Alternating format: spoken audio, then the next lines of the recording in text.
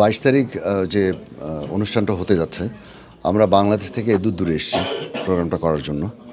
তা আমি যারা লন্ডনবাসী আছে তাদের প্রতি সবিনয় অনুরোধ, আপনারা আসবেন।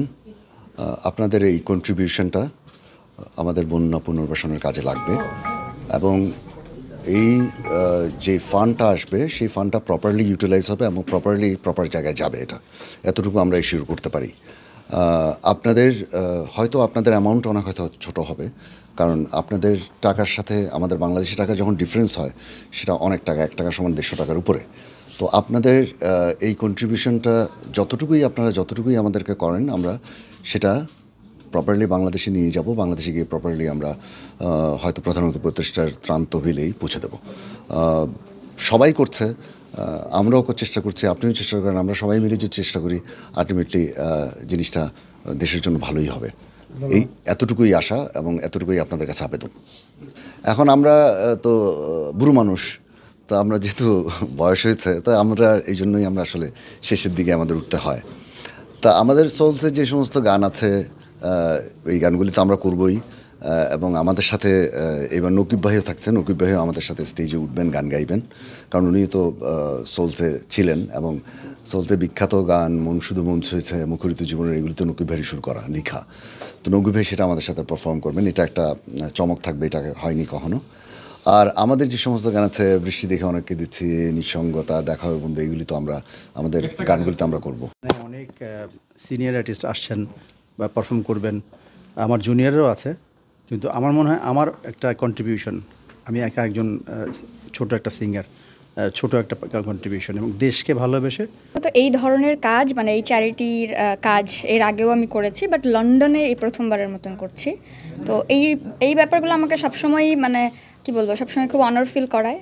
আর এবারেরটাও তার ব্যতিক্রম নয়। আর সবচেয়ে বেশি ভালো লাগছে যাদের সাথে স্টেজ শেয়ার করছি, তারা আমার গুরু বলতে পারি।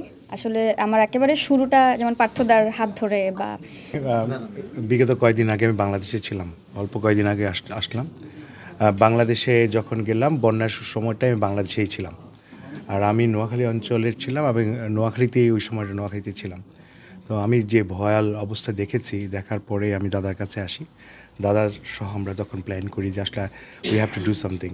আমার ব্যক্তিগত প্রচেষ্টায় যে পরিমাণ টাকা আমার দ্বারা দেওয়া সম্ভব, এটা কিছুই না। তো ওই হিসাবটা করে আমরা চিন্তা করলাম যে আমরা ভালো বড় কিছু একটা করতে হবে দেশের জন্য, ওইভাবেই করা। আর শুধু যে টিকিটের 10 টাকা থেকে 30 টাকা যে টিকিটটা আমরা বিক্রি করছি, এটা হয়তো বা এনাফ না।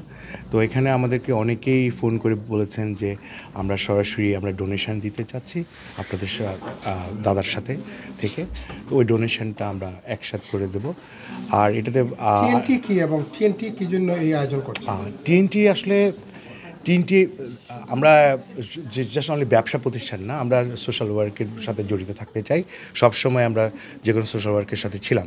তো টিএনটি সম্পূর্ণ খরচটা বিয়ার করবে, যে প্রোগ্রামের আনুষঙ্গিক খরচ, যাতায়াত বা ফুড অ্যাকোমোডেশন সব কিছুই টিএনটি বিয়ার করছে। আর কিন্তু অনুষ্ঠান থেকে অর্জিত সমুদয় অর্থ, মিনস একটা টিকিটের টাকা যেটা বিক্রি হবে, ওই টাকাটাও টিএনটির কার সাথে কোনো সম্পর্ক কোনো কিছুই হবে না, এটা সরাসরি দিয়ে দেবে।